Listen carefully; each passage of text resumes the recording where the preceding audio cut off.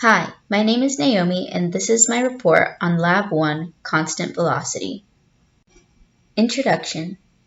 This first lab has a focus on applying Newton's second law to an object moving in real life, which we can then analyze by mapping its translational motion as a function of time in Tracker.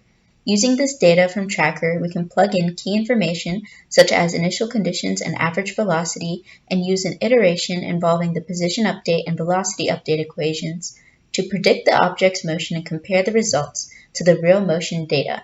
From this comparison, we can see how accurate we can make our predictions using Newton's second law. For this study, we are going to use the average velocity for the position update formula because we want to analyze motion at a constant velocity. Since velocity is not changing, we say that the net force is equal to 0 because of Newton's second law.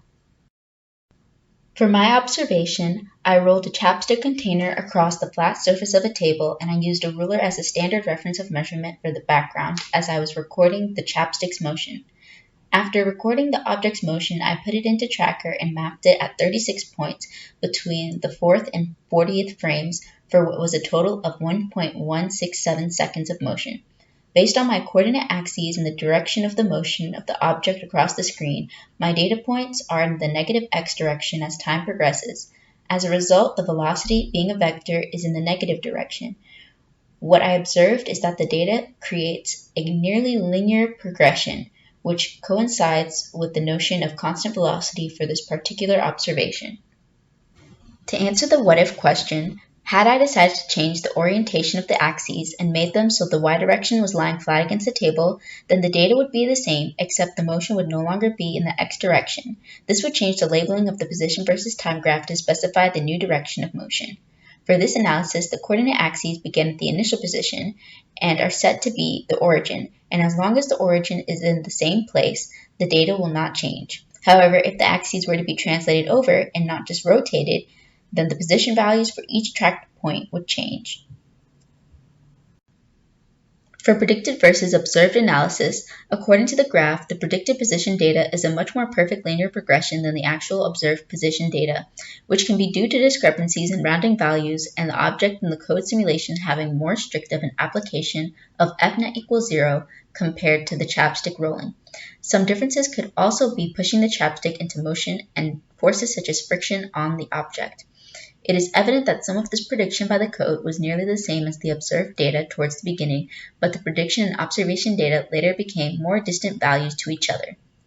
In an iteration, each new position is based on the previous position, which produces a more linear progression when velocity is constant compared to the observed motion, where the preceding positions are not perfectly dependent. However, the goal of predicting the motion using Newton's second law was fulfilled, as it can be seen that the two data sets have points of close comparison. Another thing to note about this data is that the slope is negative, which is a result of the object having position values changing in the negative x direction over time, giving a velocity in the negative x direction, which would just give the velocity a negative slope. In order for the code to work, changes were made to the initial conditions and the position update and velocity update formulas in order to convey Newton's second law, and the force was set to 0 to also display new position points resulting from constant velocity. It is important that the velocity update formula feeds into the position update formula so that the code generates this new position value for every delta t of 0.033 seconds. Utilizing this code is what helps to more accurately predict each new position point for each new delta t in order to collect the data and compare it to the observed motion data from Tracker. In the code, as stated before, fnet is set equal to 0 in order to observe the object's motion with constant velocity.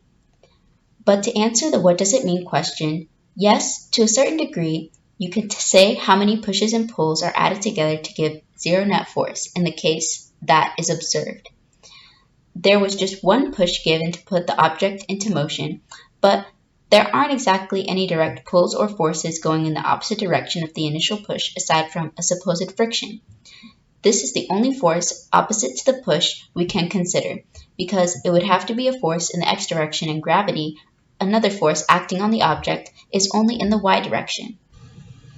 For reinforcement, specifying constant velocity makes for a more direct prediction and analysis of motion by utilizing Newton's second law.